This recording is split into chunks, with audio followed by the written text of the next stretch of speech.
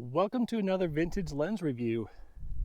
I am out in the middle of another Arizona desert, and today I have with me a Chinar 28mm f2.8 lens for a Minolta MD mount. Now, if I recall correctly, I think I bought this lens at a antique store in Silver City, New Mexico, maybe $10. And at first the aperture ring wasn't turning properly, so it was left wide open at f2.8, so I didn't really use the lens a whole lot. I do believe I used it for like one portrait session. I'll do some looking on a computer when I get home later to see if that is the case and share a couple photos from that. But eventually I figured out why the aperture ring wasn't working, got it going again, and since then I have taken it out a few times and I've been pretty happy with it, especially given that it didn't really cost very much. Anyhow, I'm wandering through a land of cholla cactuses and yucca and boulders. So hopefully you find some good landscape photography today and be able to show off exactly what this lens can do.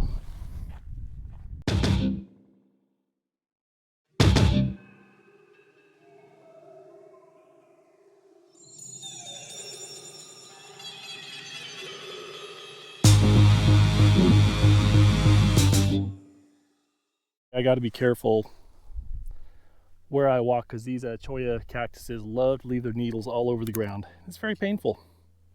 All right, the first test shot turned out okay. See, you got pretty decent focus on the cactus needles. Little blurry in the background because I was focusing more in the foreground. I was shooting at f8, but not bad. App I use on my phone, Gaia GPS. This is supposedly called the Bones Trail.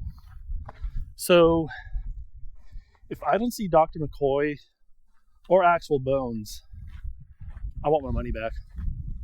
Yourself a leading yucca plant. Cool mountain in the background, boulders in the distance. Probably a nice little photo op here. One of the ways I judge my vintage lenses is that if I can manage to do a good focus using camera's EV, I'm generally pretty happy because I get home and actually have usable photos. And this lens actually has been pretty good at that. This one I think turned out really nicely. I'm a big fan of the yucca plants like this with their big leaning antenna-like projections. Focus is pretty good. Kind of like the colors in general. This is one I went ahead and edited for posterity, I guess you could say. Interesting cluster of yucca here. Cute, cute, cute, as the kids say, I assume. Here's how the photo turned out. Notice I am showing the unedited ones. Once again, decent focus on here. It's a little soft, but that's okay. The backgrounds are very blurry though. However, not too bad of a shot. Well, I found the bone. The trail name actually makes sense. But I would have preferred to see Dr. McCoy, because Dr. McCoy was cool. Cholla cactus and dead tree, so that looks like a fun photo to take. Figure out my composition. This photo kind of shows off a little bit of the issues it kind of has with the soft focus. This area was completely out of focus. This area almost looks like there's a imperfection in the glass itself, but I think it's more just the bush and the blurriness. I believe I was focusing on the cactus itself, which it turned out okay, but this ended up being a shot I wouldn't use for an actual edit.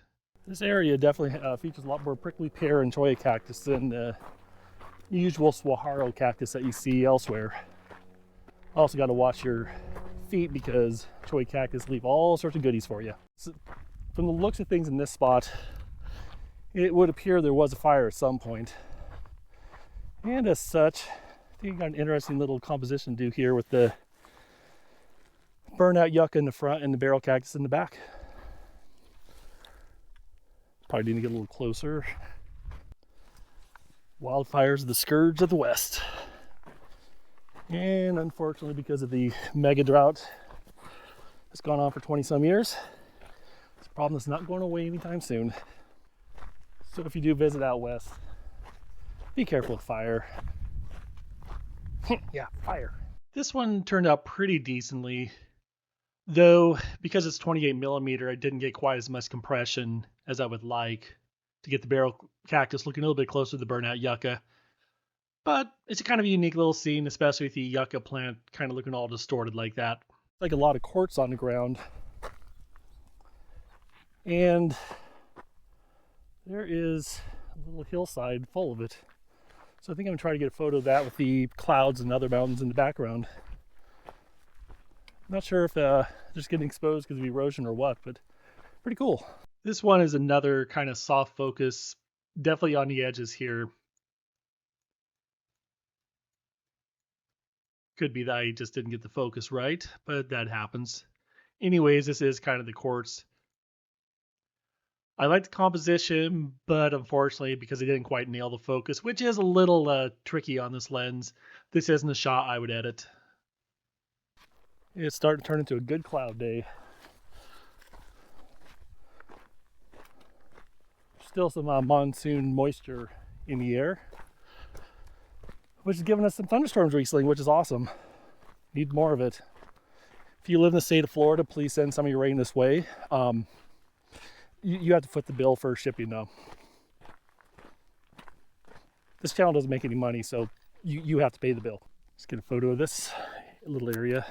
This is another shot where I definitely did not get the focus nailed. That is one of the risks of using this cheap budget, inexpensive knockoff brand lens. Let's see, I think I'm about halfway through my loop walk. It's about, not quite halfway, it's a 5-mile total loop. The weather's actually decent today, so enjoying not melting, and also going to avert death once again, which is kind of my daily goal. I aim high. This series is probably going to be turning into more of a casual sort of review process, where I essentially go out with the lens, play with it, share thoughts along the way as I go, and then look at results when I get home. Up to now, I'm very pleased with this lens. It's doing exactly what I want. Or just, whoa, that thing poked me down there. Rude. I think the trail goes across here. But I find it very easy to focus. It's very lightweight. Makes it a good hiking lens. So far, so good, unless I get home and every picture turns out to be of a donkey's butt. Try the minimum focus distance and see how it ends up. Probably shoot just 2.8 and see what happens.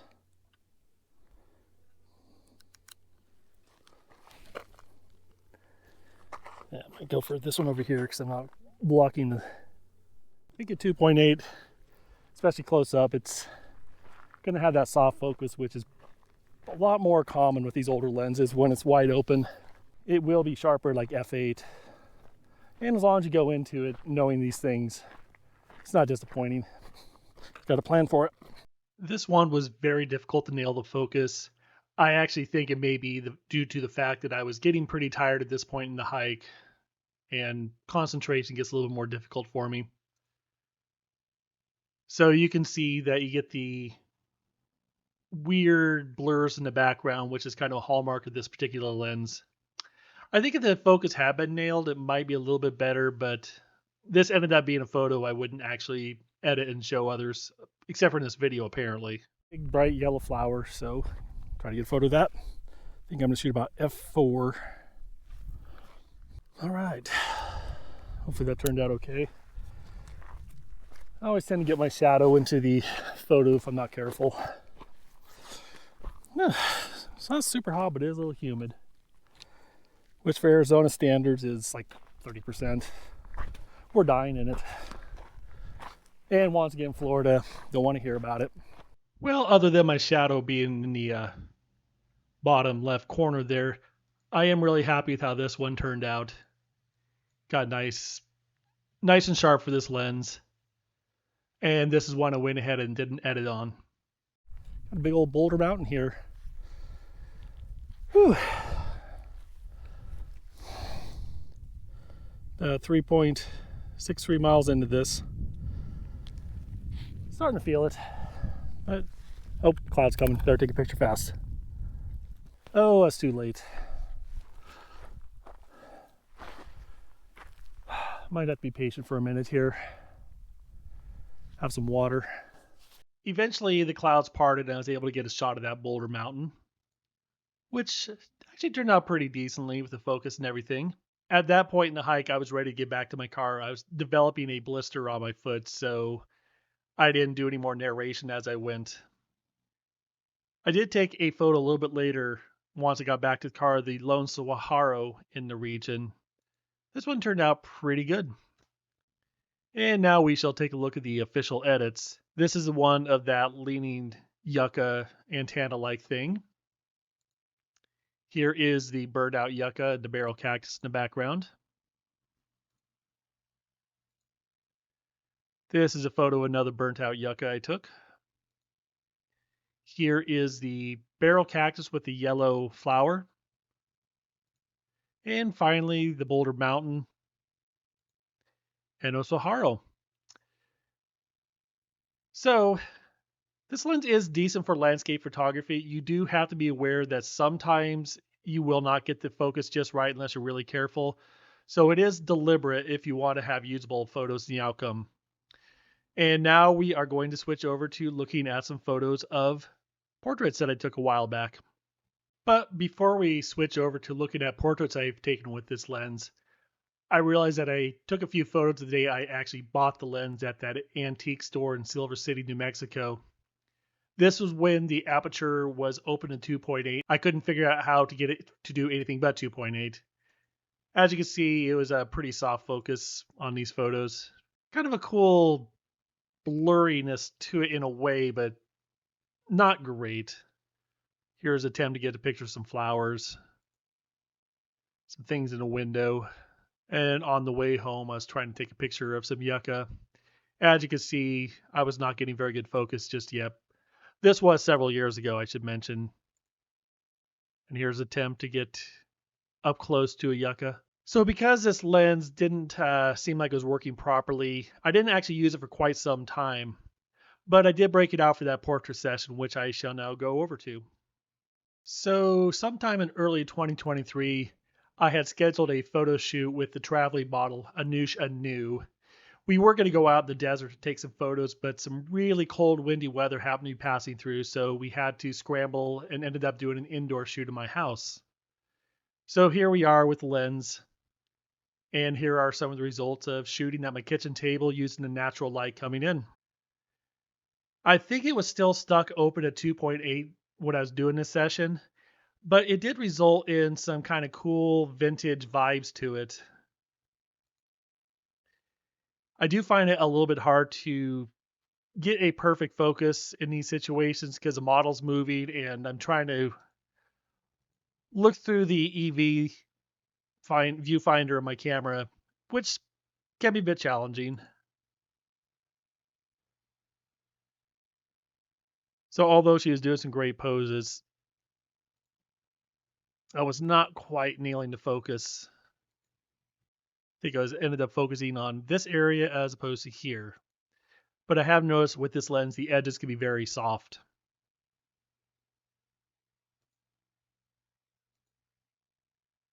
This one's almost but not quite good.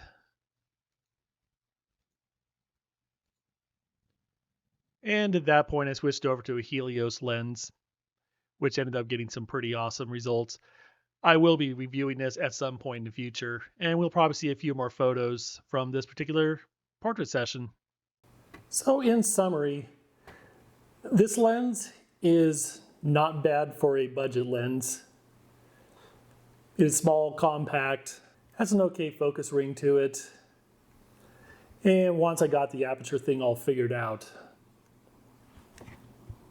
I found this lens to be pretty decent for landscape photography. It is also not too bad for portraits, but you do have to be very careful because the focusing is a little bit tricky. I would like to get a chance to use it again someday for portraits. I think I'm going to give it a rating of, it's either C plus or I'm going to say B minus. I'm going to give it a B minus. There are definitely some drawbacks to this, but it also can be a very useful lens when used carefully and deliberately. And let's go see what it's going for at eBay, and we'll call this video good. It looks like this lens goes for a fairly reasonable cost on eBay. It does have it for the Pentax K mount, the MD mount, which is like mine.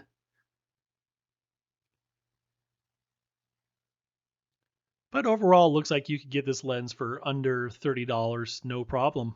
And get it for even cheaper if you don't mind a broken tab or parts only. And here's one that looks even cheaper than the version I have. So, as I mentioned, in summary, for a budget lens, this one is not too bad. You do have to be aware that it has some drawbacks, but they are drawbacks you can work around if you are just clever. I hope you enjoyed this review, and if you did, like, subscribe, and do all that nonsense to help me do the YouTube algorithm malarkey.